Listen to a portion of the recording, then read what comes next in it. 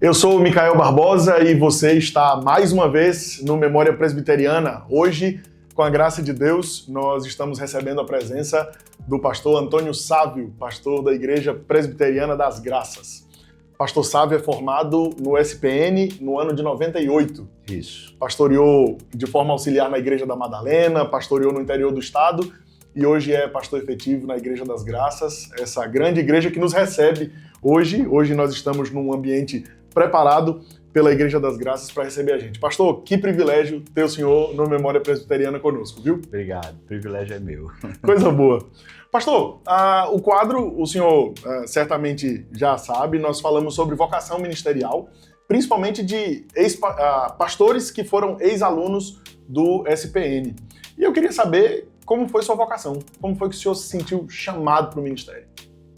Eu tinha acho que 16 anos mais ou menos quando eu comecei a apreciar muito o pastor, né, o modelo de vida do pastor, que era Mário Manuel Alves, lá na Igreja Presbiteriana da Encruzilhada, de onde eu era membro. E um dia eu entendi assim, que estava sendo chamado por Deus para ser pastor também. Eu fui conversar com o pastor e o pastor disse: olha, você é muito novo, vá primeiro fazer uma universidade, depois você vê se vai ter essa vocação ou não, né? E eu fiz isso. Eu então fiz vestibular, passei para medicina veterinária, né? Fiz ainda 4 anos de curso de medicina veterinária. Concluiu ou não? Não concluí. Não concluí porque a gente, como família, estava passando por uma situação financeira muito difícil, né? A universidade, eu estudava lá o integral, de manhã e de tarde, às vezes até à noite, então não conseguia trabalhar, né? Então eu saí de lá e fui para o CPOR, para o curso de formação de oficiais do Exército, né? Ainda que temporário, mas eu saí porque eu estava precisando de recursos, de dinheiro, para ajudar a minha família, também para ter até passagem de ônibus eu não tinha, né? Então fui para o CPOR, fiz o CPOR todo, né? Me tornei oficial, cheguei a servir como oficial no Exército, né? E aí o chamado voltou com muita força, né? Justamente quando eu já era oficial, Deus perguntou para mim, numa experiência assim muito sobrenatural, o que é que eu estava fazendo da minha vida. E eu não tinha o que responder para ele, né? Tive vergonha porque eu não tinha o que responder para ele. De fato, eu estava em desobediência, tinha assumido o controle da minha vida, em vez de deixar minha vida na mão dele, né? Nesse mesmo dia, eu pedi baixa no Exército e fui até o gabinete do pastor. Já não era o Mário Alves, que era o pastor agora era o pastor Nizam Bahia. Eu fui até ele, disse que tinha esse chamado, e ele disse: então, vamos mandar você para um instituto bíblico. Eu, na verdade, disse para ele que não sabia se Deus me queria como missionário ou pastor. E por isso ele me mandou para o Instituto Bíblico, que era um Instituto Bíblico da Missão Novas Tribos do Brasil, onde eu passei lá um bom tempo. E de lá foi que eu fui para o SPN. Coisa boa, coisa boa. Saiu do seminário, foi ser auxiliar na Madalena e foi pastorear no interior. Isso. O senhor tinha quantos anos? Rapaz, sou ruim de data, viu? de anos, mas quando eu fui pro interior, foi 2002, eu acho. Certo. 2002. Então, esse ano eu passei lá. Antes desse tempo, eu tinha ajudado como pastor efetivo da igreja de Carpina. A igreja de Carpina tinha ficado sem pastor. O pastor lá tinha sido disciplinado. E o presbitério pediu para eu assumir lá, então eu era pastor auxiliar na Madalena e era pastor efetivo lá em Carpina. Ao mesmo tempo? Ao mesmo tempo. Passei mais ou menos 1 ano e meio nesse processo com Carpina, até que ela elegeu um pastor. E depois disso, eu fui para lá, para a igreja de São Bento do Una, a segunda igreja presbiteriana de São Bento do Una, onde eu tive uma das melhores experiências ministeriais da minha vida. Conta pra gente, pastor. A igreja, quando cheguei lá, ela tinha passado por algumas dores, alguns sofrimentos, e ela estava bem fraquinha, né? Eu lembro que quando eu fiz a primeira escola dominical, foi logo no primeiro domingo do ano, eu fiz a primeira escola dominical lá, e só tinha 2 pessoas. Então, foi um impacto bem grande. Eu estava vindo da Madalena, que era uma igreja maior, tal, e de repente, assim, e aquilo me pôs, assim, de joelhos, literalmente, né? Senhor, o que é que está acontecendo? Visitei todos os irmãos da igreja, né? Comecei a percorrer a cidade, visitando os irmãos e orando, pedindo a Deus misericórdia. E Deus começou a ouvir essa oração, né? E também começou a trazer gente nova. E durante aquele ano, assim, a igreja mais que lotou, né? Ela não cabia mesmo, não cabia. A gente ficava do lado de fora. A receita da igreja aumentou muito pela misericórdia do Senhor. E um projeto que a igreja tinha, que era o projeto inicial de construção, eles nunca tinham concluído, né? Eles tinham chegado à metade, parado. E naquele ano, pela graça de Deus, o orçamento permitiu eles concluírem tudo, né? E aí começou a funcionar uma escola, né, no templo lá. Então, aquele ano foi um ano assim de grandes coisas que o Senhor fez e como eu fiquei feliz. Mas Deus ali me deixou claro que era para eu sair, né? Eu não sabia para onde, mas eu precisava sair porque eu tinha entendido de Deus que era para eu sair. E aí eu voltei para Madalena, como auxiliar do pastor Lutero, né, que é um amigo, um homem de Deus muito abençoado na minha vida, né? E foi muito bom ser pastor auxiliar do pastor Lutero. Também foi muito bom ser pastor auxiliar do pastor Edges Martins, né, que foi o pastor anterior na Madalena. Então, foram experiências assim muito boas para minha vida. Eu imagino. Pastor, quando o senhor olha para o início do seu ministério, lá em 98, principalmente esses episódios de 2002 que o senhor citou, e o senhor enxerga a formação pastoral hoje. Hoje o senhor tem um filho que está lá no seminário, né, na classe do primeiro ano. O senhor enxerga que os desafios para o pastor, óbvio que os tempos mudam e a igreja, de algum modo, ela vai se adequando, não se amoldando, mas se adequando para falar a uma geração de forma contextualizada. Mas para o pastor, o senhor acha que os desafios que o senhor enfrentou como pastor lá atrás são os mesmos desafios pastorais de hoje? Não no sentido da maneira como eles se apresentam, mas no sentido espiritual, acho que sim. Acho que o pastor, talvez o maior perigo do pastor não é a barra de saia, não é a barra de ouro, não é... Dizem isso, né? São João da Barra, né? Eu acho que não são. Esses 3 são exemplos daquilo que é o essencial. Eu acho que o principal problema do pastor, o perigo, é a vaidade.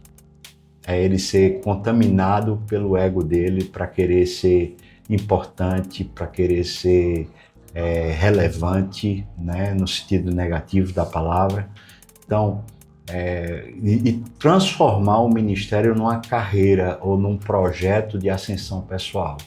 Quando o ministério, na perspectiva bíblica, especialmente dito por Paulo, é para você diminuir, para o Senhor aparecer, né?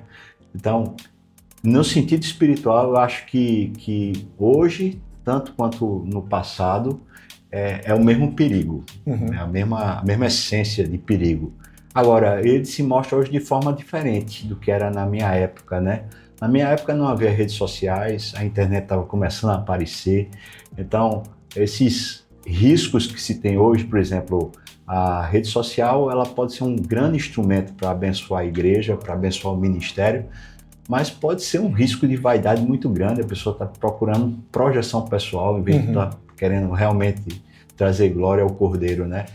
Então, esse é um risco que eu não passei na minha época. Corro hoje como pastor, mas na minha época não, né?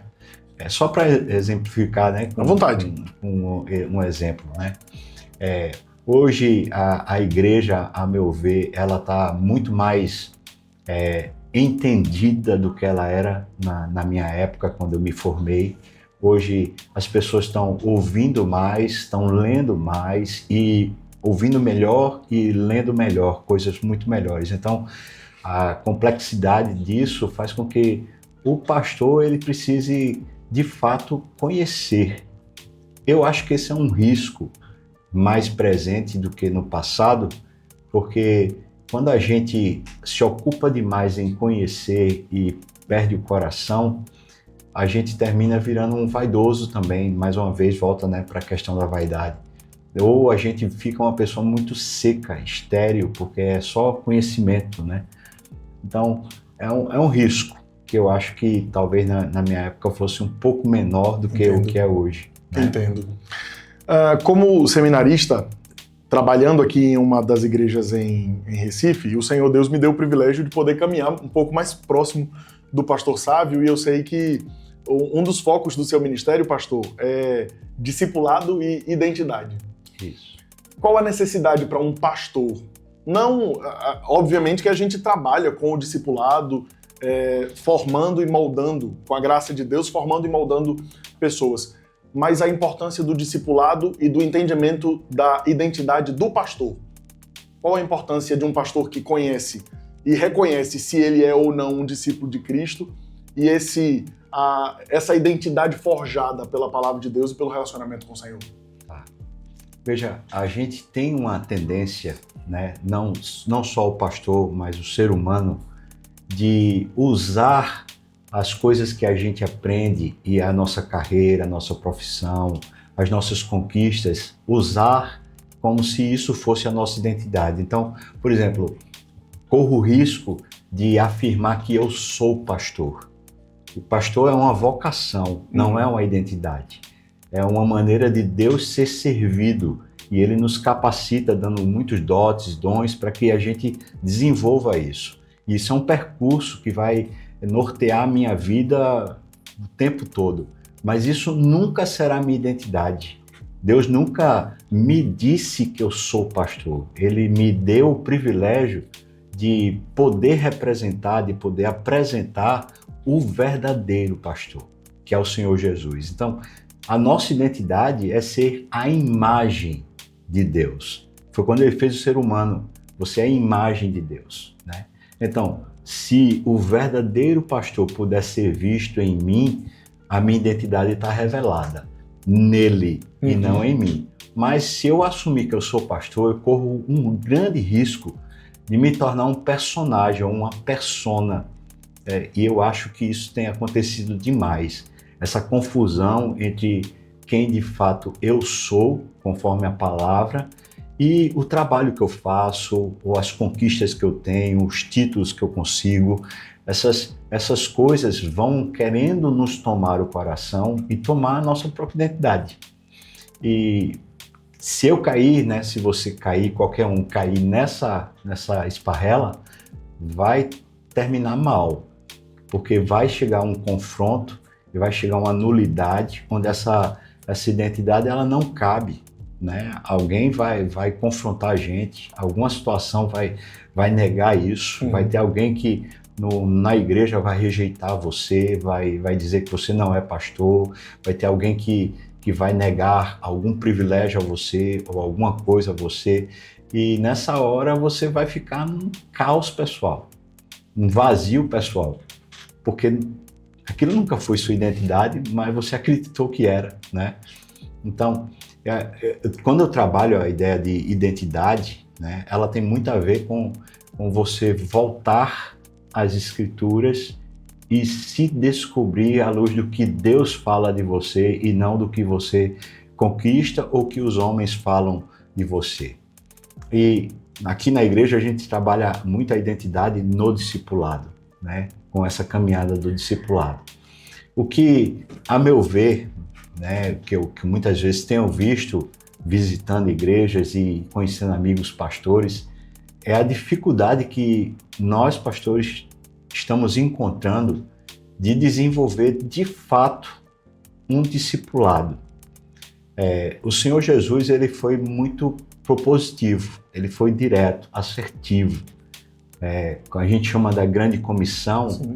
O id é indo, né? É o dia a dia. Você sai de casa, você vai para lá, vai para cá, não tem um endereço certo do ir. É simplesmente esse fluxo de vida. Mas o fazer discípulos é imperativo. Ali está o imperativo.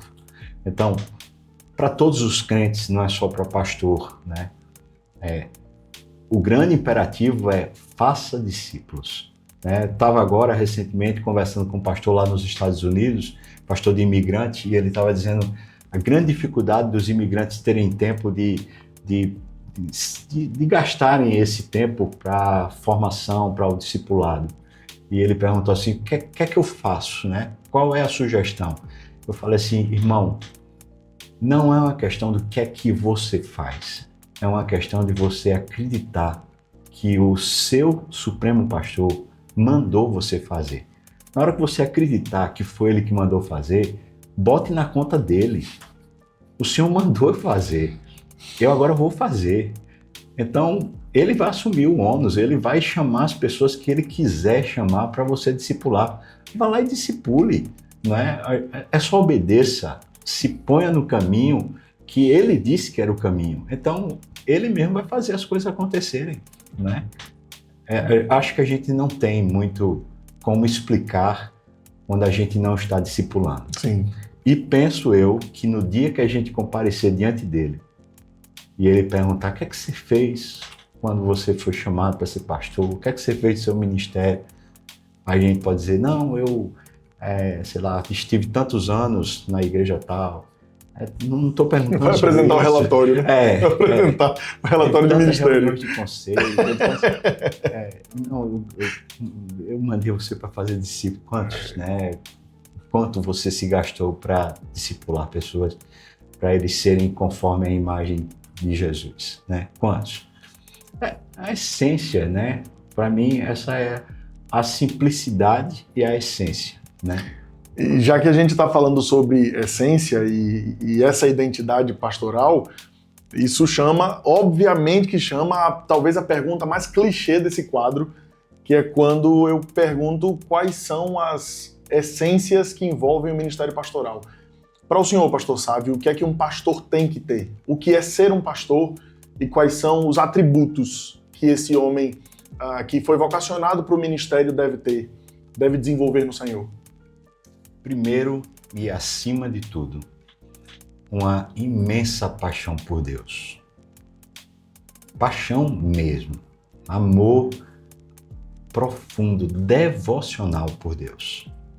Essa marca vai alinhar ele em todas as áreas, né? Vai reposicionar emocionalmente ele nas circunstâncias. A segunda, que não é tão importante, mas é muito importante, é a humildade. Eu digo sempre que a humildade faz a gente caber em qualquer lugar. Qualquer lugar, seja pequenininho ou seja bem espaçoso, a humildade consegue transitar em qualquer circunstância. Então, se a gente tiver um coração humilde, a gente está pronto para servir a Deus em qualquer lugar, em qualquer circunstância. Nada vai impedir a gente de servir a Deus, né? Terceiro lugar é disposição, ou quiser dizer disponibilidade, né? A gente vai caminhando na vida pastoral e vai ficando cheio de coisas na agenda. Eu tenho aqui, quando alguém vem dizer, tem um chamado pastoral, eu sempre falo para ele assim, você entende o que significa você dizer que tem um chamado pastoral? Você entende que você está, de maneira muito consciente, entregando sua agenda completamente, que a partir daqui você não terá mais controle sobre essa agenda, né? Não é a igreja, não é conselho, mas Deus pode usar a igreja, pode usar o conselho para tomar essa agenda e começar a direcionar a sua vida, né? Acho que se você não tem disponibilidade e disposição, né, para poder fazer o que tiver que ser feito, obviamente, claro, dentro do controle moral, do controle ético, né? Mas se você não tem disponibilidade, o que é que você está fazendo, né? Assim, a gente tem questões pessoais, questões familiares, a gente tem questões econômicas e a gente tem questões eclesiais ou da igreja. Uhum. Vamos lá. Qual é a mais importante? como é que eu vou discernir qual delas é a mais importante? Se a gente colocar aqui no sentido do olhar de Deus, né, a primeira coisa que para ele é mais importante dessas é a igreja. Foi por ela que o Filho deu a vida. Então, não tem um tesouro maior para Deus. Ele gastou o maior prêmio, o maior recurso pela igreja. A família pode ser que tenha uma parte que seja crente, uma parte que não seja crente. Se for crente, então está incluída na igreja, né? Mas aí é igreja, não é só família. Questão de recursos. Quando foi que o supremo provedor, sustentador de todas as coisas, faltou com recursos? Quando? E as questões pessoais. Quando é que a nossa privacidade ou a nossa pessoalidade, quando é que ela de fato importou? Quando é que ela tem que assumir algum protagonismo na nossa vida? Cuidado, porque ela pode ser o ego da gente, né, querendo ainda sobreviver mesmo depois da cruz, né? Então, eu digo isso, né, muito para quem está querendo ser pastor, falo isso com o conselho também da igreja, né? Quando a gente de fato quer se render ao Senhor Jesus, ou se rende, a gente não tem mais como fazer escalas do que é prioridade. A gente se entrega e ele vai dizendo, agora você tem que prestar atenção nisso. E no mesmo dia ele pode dizer, e agora é sobre isso. E agora você sai daqui e vai para ali, e você faz isso. Ou seja, ele controla essas prioridades dentro do fluxo da agenda dele, das coisas que são realmente importantes para que a vida tenha a dinâmica correta. Você não tem como dizer, a minha prioridade é essa, né? Dentro desse assunto tem acho que uma grande questão, a meu ver, uma grande questão que é a questão do cuidado pessoal, né? Cuidado com saúde, cuidado com o corpo, cuidado com o tempo, com o descanso. E isso é importante. É mais importante isso ou é mais importante a igreja? É mais importante isso ou é mais importante a família? O que é mais importante? Bom, isso está na mesma esfera de entrega a Deus. Será que o meu Deus que cuida dos pardais, o meu Deus que cuida dos lírios do campo, sabe do que eu necessito? Será que em algum momento ele vai ser negligente comigo e com o que eu preciso para o meu corpo, se eu de fato me entregar a ele, né? Não estou dizendo que a gente não tomará providências, né, de cuidado, de exercício, de atividades, mas o que eu estou dizendo é que esse controle precisa sair da nossa mão. E ele vai acertando a vida da gente. Posso dar um exemplo disso? Claro.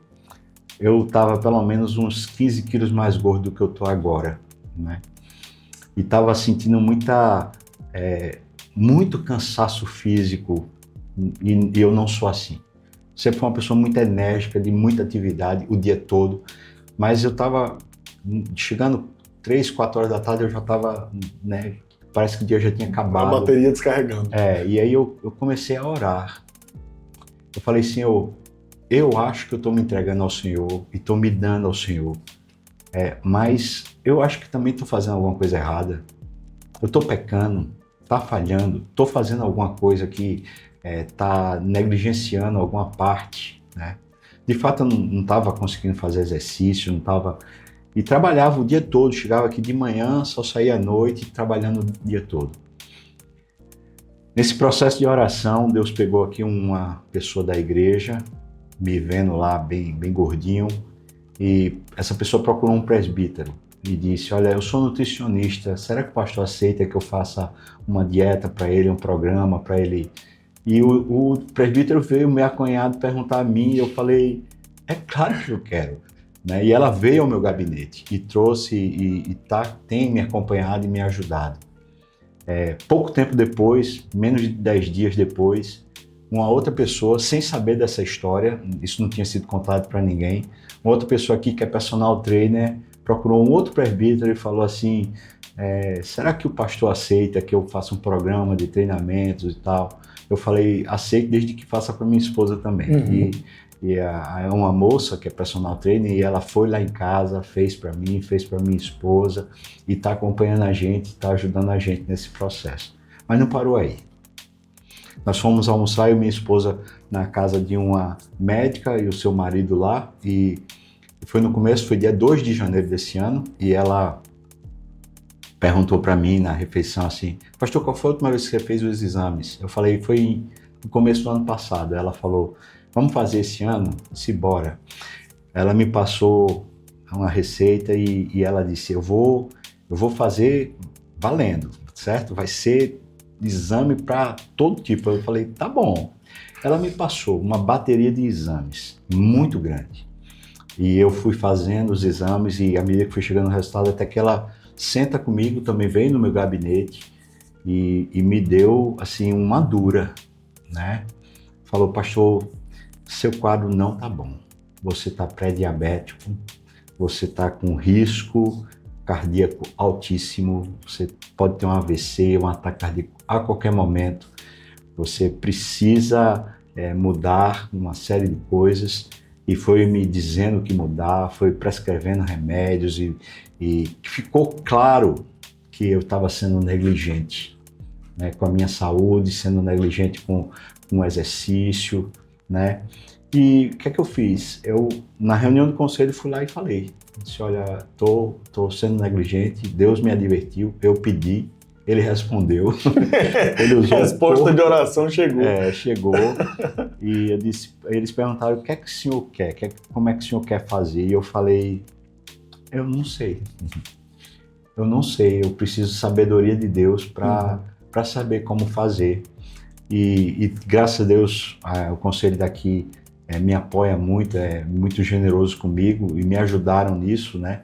Então, eu tenho mudado pela misericórdia do Senhor, por intervenção divina, ele tem apontado para mim erros, pecados e caminhos para caminhar de uma forma diferente. Então, prioridades é um assunto de Deus. Ele sabe o que cabe na nossa vida a cada momento. E sim, tem uma responsabilidade humana, à medida que ele direciona, ele incumbe. Mas não é responsabilidade humana saber o que é primeiro. Isso sempre está na mão dele. Bendito seja Deus, bendito seja Deus.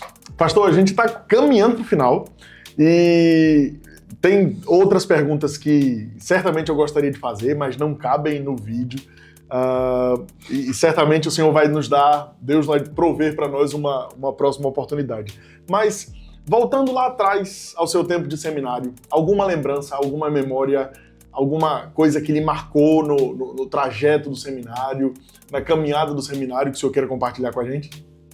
Tem uma experiência, tem várias, né, experiências, mas tem uma de misericórdia comigo, que foi muito interessante.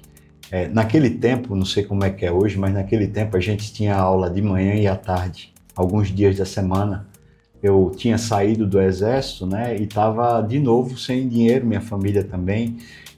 Eu morava em Beberibe, ia a pé para o seminário, né, de Beberibe, ia e voltava a pé todo dia, e não tinha dinheiro para almoçar, né, nem para pagar lá no seminário o almoço eu não tinha dinheiro. Então, a minha turma não sabia, porque eu não falava nada, mas quando chegava ali o intervalo, que era a hora do almoço, todo mundo ia para lá almoçar, e eu ficava na sala. Eu ficava ali, né, bebia água e ficava ali, assistia a aula da tarde e voltava a pé para casa, né.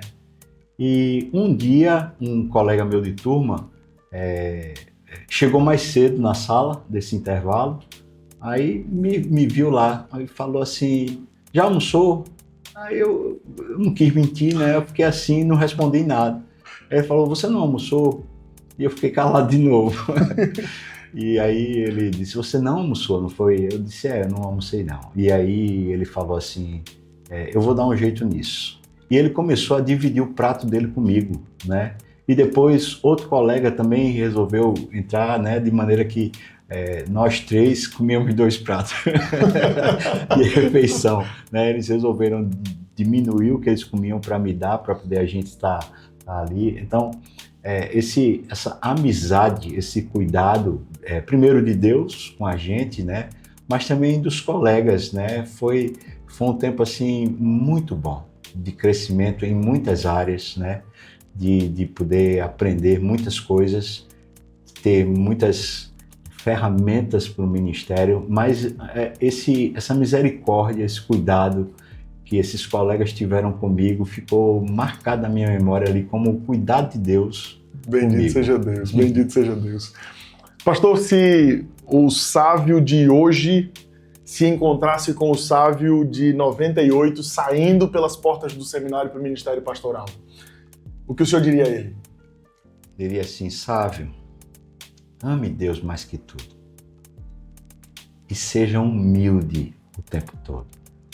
Confie no Senhor, vai dar certo. Amém. Quem chamou é fiel. Amém, amém, amém. Bem, esse é o Memória Presbiteriana. Eu espero que você tenha sido tão abençoado quanto eu fui aqui. E nossa expectativa é que você não apenas acompanhe os programas do seminário, aquilo que o seminário tem oferecido por meio do YouTube, das redes sociais, inclusive acompanha o SPN aqui, você pode se inscrever, pode marcar aí as notificações para que você seja avisado quando o SPN lançar nas redes alguma novidade. Mas, pastor, muito obrigado pelo seu tempo. E olhe que o seu tempo é, de fato, muito concorrido, mas muitíssimo obrigado por ceder o tempo, abrir as portas da Igreja das Graças para nos receber aqui. Obrigado. Para a gente foi um privilégio. Privilégio também. Deus abençoe. Amém. Você que está aí, que o Senhor Deus te abençoe e te guarde. E até uma próxima, onde a gente vai se encontrar para bater esse papo e marcar a memória presbiteriana para a glória de Deus. Deus abençoe.